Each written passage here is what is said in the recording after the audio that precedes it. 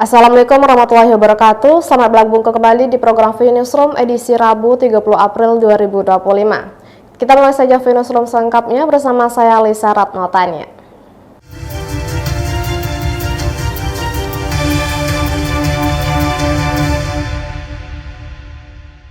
Gubernur Kepulauan Riau Ansar Ahmad resmi meluncurkan 2 unit angkutan wisata Damri di kawasan strategis pariwisata nasional atau KSPN untuk Kota Tanjung Pinang Kabupaten Bintan.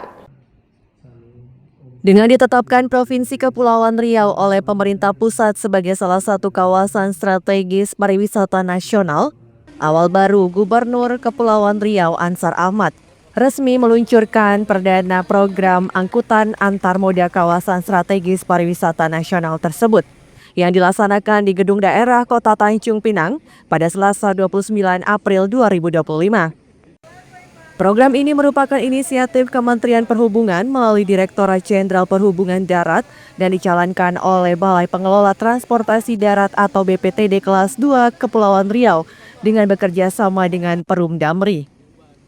Seluruh pembiayaan bersumber dari Anggaran Pendapatan dan Belanja Negara atau APBN tahun 2025. Gubernur Kepulauan Riau Ansar Ahmad menyampaikan apresiasinya atas dukungan pemerintah pusat terhadap pengembangan sektor pariwisata di Kepulauan Riau. Apalagi Kepulauan Riau sebagai kawasan strategis pariwisata nasional adalah peluang besar, sehingga kehadiran angkutan ini merupakan pelengkap penting agar wisatawan bisa menjangkau destinasi dengan aman, nyaman, dan efisiensi. Ya kan bagus untuk menunjang pariwisata kita ya, karena yang penting bagi kita pemerintah pusat itu sudah ikut menetapkan bahwa kita ini kawasan strategis pariwisata nasional. Jadi destinasi yang memang dapat perhatian lah gitu ya.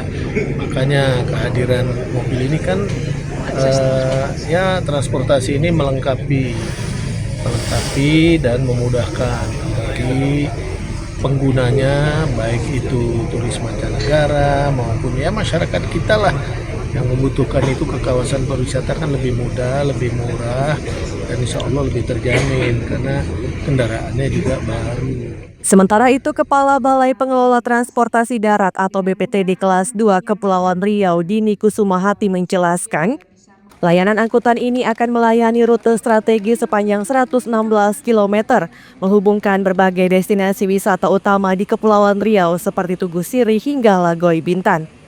Layanan ini menyediakan 2 unit armada berkapasitas 14 penumpang dengan tarif terjangkau Rp44.000 per perjalanan. Kita jadi kontrak sistemnya, dan yang menangkan nanti kita akan buka loket itu di Tugu Sirih. Tapi kita tadi sudah bicara sama Pak Kadis Pariwisata, ke depan kita akan mengembangkan lagi dengan metode yang lain. Bu, ini beroperasi setiap hari Bu ya, atau setiap hari? Setiap hari. 116 km ya. Kapasitasnya berapa sih Bu untuk 14. satu mobil? Iya. Untuk biayanya berapa Bu? Rp44.000. Nantinya loket layanan moda transportasi tersebut akan tersedia di kawasan Tugu Sirih dan ke depan metode pelayanannya akan terus dikembangkan. Lucia Ratnosari dari Tanjung Pinang melaporkan. Dinas Pemadam Kebakaran dan Penyelamatan atau DPKP Kota Tanjung Pinang mengamankan seekor buaya setelah warga perumahan berhasil menangkap seekor buaya muncul di perumahan warga tersebut.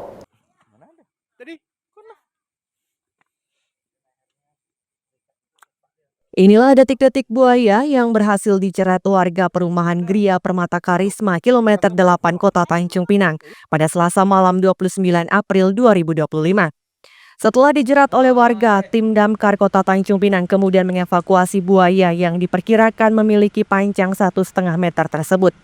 Kepala Seksi Pencegahan Dinas Pemadam Kebakaran dan Penyelamatan Kota Tanjung Pinang Dery Ambari pada Rabu 30 April 2025 mengatakan, pihaknya menerima laporan dari warga adanya seekor buaya di dekat permukiman warga setempat pada pukul 23:15 waktu Indonesia Barat. Buaya muara yang panjangnya 1 meter lebih tersebut sebelumnya sudah lama muncul di perumahan tersebut dan meresahkan masyarakat. Selanjutnya, buaya muara tersebut akan dibawa oleh Balai Konservasi Sumber Daya Alam atau BKSDA untuk ditempatkan sementara di Taman Safari Lagoy dan selanjutnya akan diantar ke Pulau Bulan di Kota Batam. Ya, tadi malam jadi sekitar jam 23.15 kami terima laporan dari warga di perumahan Permata Karisma di Batu 8 belakang Albaik. Jadi mereka sudah sebenarnya sudah mengevakuasi buaya tersebut. Mereka menjerat menggunakan tali. Jadi minta bantu kita mengamankan. Jadi tadi malam kita amankan dulu di pos Minta Center. Jadi bersama dengan tim damkar tadi malam sama warga kita amankan. Jadi kita tadi malam juga langsung berkoordinasi dengan BKPSDA. Jadi kan terkait buaya ini, hewan reptil ini mereka yang menanganinya. Jadi kita minta tadi malam mereka mengunjungi pos Minta Center untuk melihat kondisi buaya tersebut. Pihak damkar mengimbau masyarakat segera melapor ke pihak-pihak terkait jika ditemukan keberadaan buaya di sekitar permukiman. Lucia Ratnosari dari Tanjung Pinang melaporkan.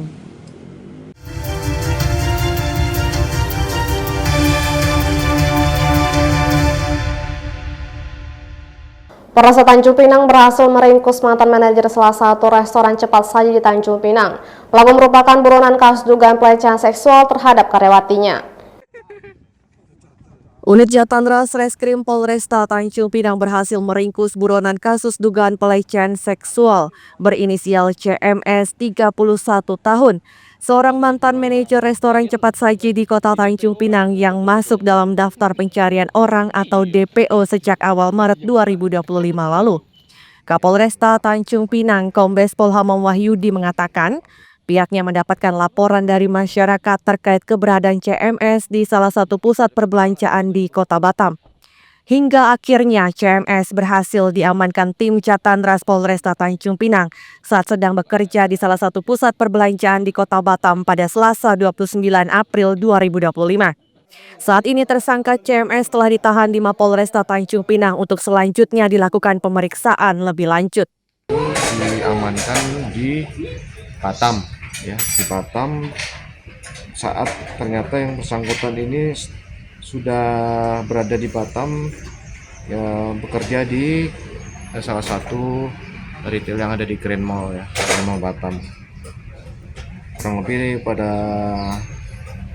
tanggal 29 April Selasa sekitar pukul 10, ya kan. Di situ diamankan tim dari dapat informasi dari masyarakat, informasi bahwa keberadaan tersangka ada di sana atau DPO. Kemudian ini saat ini sudah diamankan atau dilakukan penahanan hari ini, ya, karena 1x24 jam. Diketahui sebelumnya berdasarkan informasi mantan manajer salah satu restoran cepat saji di Tanjung Pinang ini diduga telah melakukan perbuatan asusila ancaman terhadap karyawatinya pada Agustus 2024.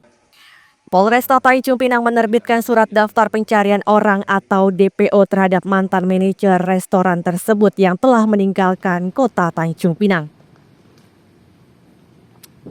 Lucia Ratnosari dari Tanjung Pinang melaporkan.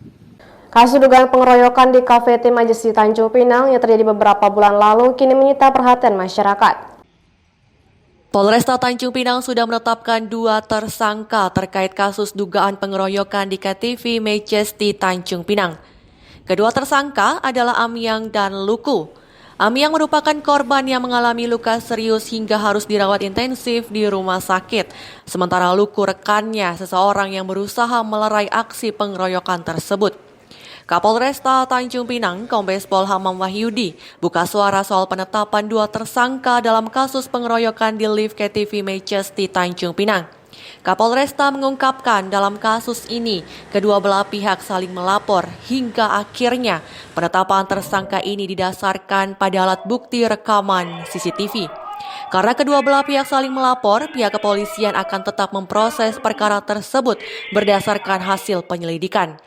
Kapolresta juga menegaskan apabila korban yang saat ini menjadi tersangka merasa keberatan dengan penetapan statusnya tersebut, maka dapat disampaikan dalam proses persidangan nanti. Pemeriksaan alat bukti terpenuhi atau tidak? Nanti silakan nanti setelah kita lengkapi, nanti kita koreksi dengan JPU apakah sudah bisa terpenuhi semua unsur pada saat kejadian peristiwa pada malam. Diketahui terjadi dugaan perkelahian antara dua pelanggan di KTV Majestic di Komplek Bintan Mall Tanjung Pinang yang terjadi pada 28 Januari 2025 lalu, berakhir dengan saling lapor di Polresta Tanjung Pinang. Kronologis kejadian ini berawal dari salah satu pelanggan yang menginjak kaki dari pelanggan yang lain sehingga memicu terjadinya adu mulut dan keributan. Lucia Ratnosari dari Tanjung Pinang melaporkan.